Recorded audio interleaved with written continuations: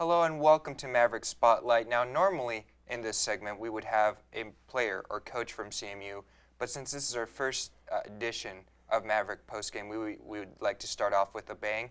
We have here from Cage Wars, Golden Fights Cage Wars, we have Steve and Andrew Yates. How you gentlemen doing? We're doing great. Thanks for having us. Good, good. And I hear that you guys have an event coming up. It is going to be Cage Wars Destruction Injunction.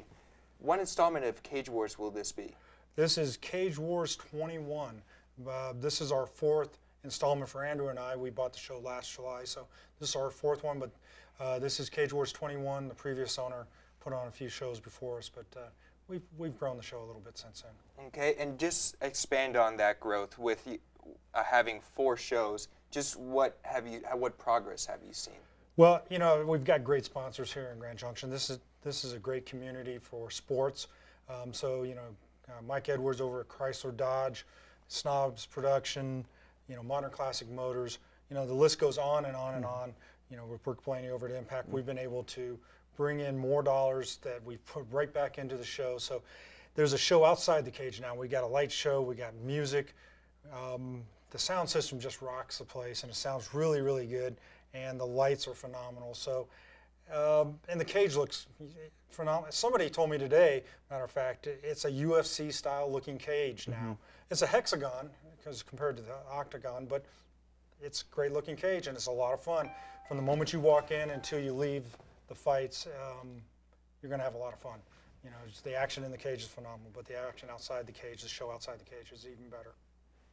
Cool. And so most of the executives in your company are family, correct?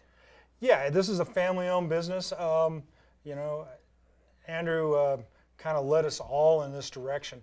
I boxed a little bit growing up and boxed a little bit in the Marine Corps, but Andrew got into mixed martial arts fighting right after he graduated from high school here at Central High School. He got into mixed martial arts, and he has grown it. And then I started managing him, and then I started working with some gyms out in Las Vegas, Vanderlei Silva, and worked with a lot of fighters, worked some with UFC fighters, and we learned the game from the inside out, and we were fortunate enough to purchase this show and bring it here to Grand Junction. Yeah, not a lot of people get to work with, you know, UFC fighters like the Axe Murderer, very prestigious fighter.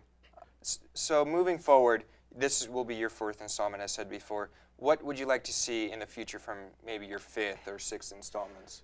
Well, the show is getting better and better each and every time because we take all the money and we put it right back into the show. I'm a very fortunate person. I'm retired from the military, and so I take that money and I live on it. But Andrew and I take all the money and we put it right back into the show. So we did 4 shows this year.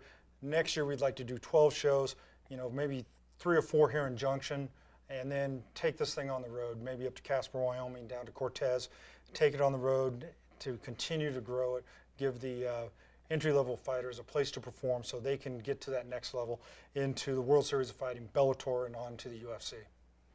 All right, so now let's just switch gears a little bit and let's talk about the fight card. So, Andrew, what are some of the fights that you're looking forward to in this upcoming event? The main event's Chris Netro versus Tanner Collin out of Utah, and Netro's from Montrose. He's a decorated wrestler, 2-time state champion out of Montrose. So that's a great fight as the main event. And then also we have a lot of great up-and-coming amateurs that are on the card. We have one guy named Tony. He's just actually turning 18 April 16th. He goes to Fruita High School, and the kid is phenomenal. Never wrestled, nothing, but kid is a sponge and soaks every bit of knowledge of the fighting game into it. And he's going to come out there and fight, and it's going to be an amazing show. We have the whole card is stacked from the first fight to the last fight. And the cool thing about that, he's fighting Freedom Runner Senior. He's fighting a guy from Grand Junction High School. Grand Junction High School. So we kind of got a high school rivalry going on right there at Cage Wars. There you go. So for the high school people, have some fun. Go cheer your school on and go cheer these fighters on. All right, and so usually this event's been held at least the last 3 times at Bronson Arena, but this upcoming one, it's not going to be held there. So what was just some of the complications with getting it to be back at Bronson again?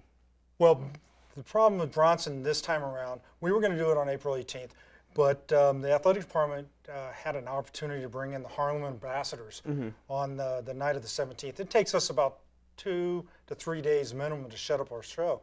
With the ambassadors coming in here doing some great charity work, raising some money for the athletic department, we had to move our show outside of CMU, but we're still great supporters of the athletic department. The track and field team and Tom Spice over there do a phenomenal job. We will be back on campus in October with the show. But, you know, they're going to make a lot of money with the Harlem ambassadors, and so we were more than willing to step aside and let them do that for their fundraiser. All right, and where will the show take place then? We'll be at Two Rivers Convention Center on the 25th. Doors open at 5:30, and of course, you know, we have general admission tickets. All the tickets are general admission outside the VIP area for just $30. So it's very affordable night out. That's really great reasonable. night out. Yeah. So Andrew, let's switch over to you. Now, how many fights have you participated in at Cage Wars? At Cage Wars, I have no clue, but as an amateur, I have over 50 amateur fights, and as a pro right now, I'm sitting at 9 wins and 1 loss. So a lot of experience. Just tell us, what is, for us that obviously aren't talented enough to be in the hexagon or octagon, just tell us what is it feeling? First of all, just having that curtain be pulled back and you walking towards the hexagon in this case. Well, at Cage Wars, it's you got your family and you got friends and people that you see every day. So everyone, when you go shopping at Walmart, you're going to see them again that are watching you. So it's kind of a little nerve-wracking. But on bigger shows, it's even more nerve-wracking because you got them watching on national television. So for Cage Wars, the fighters that are coming into Cage Wars are out there putting on the line, trying to make it to the big leagues, but they also have the whole city behind them they have nothing on the line except, you know, self-will, and they're either going to fall flat on their face or they're going to come out victorious, and they have nothing to gain or lose really, but they do have everything to lose because everyone's going to say something to them the next day.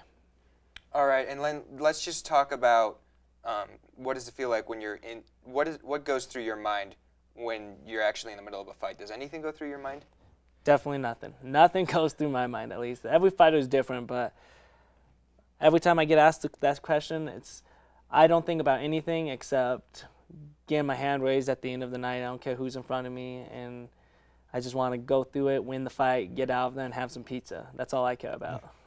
All right, and so to sort of wrap up this interview, what do you do in your training process before going into a fight? Like, what are your big things that you focus on? Definitely my weight cut. I fight usually at 135 pounds, which is called bantamweight. I walk anywhere from 160 to 165, sometimes even higher, depending on how bad I let myself go. So a lot on my weight cut, but more lately that I've kept my weight down, I'm focusing a lot on my stand-up game.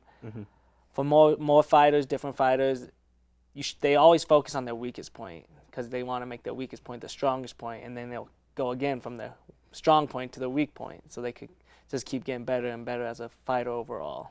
All right, Steve and Andrew Yates, thank you guys very much. Hey, thanks for having us. All right. A lot of fun.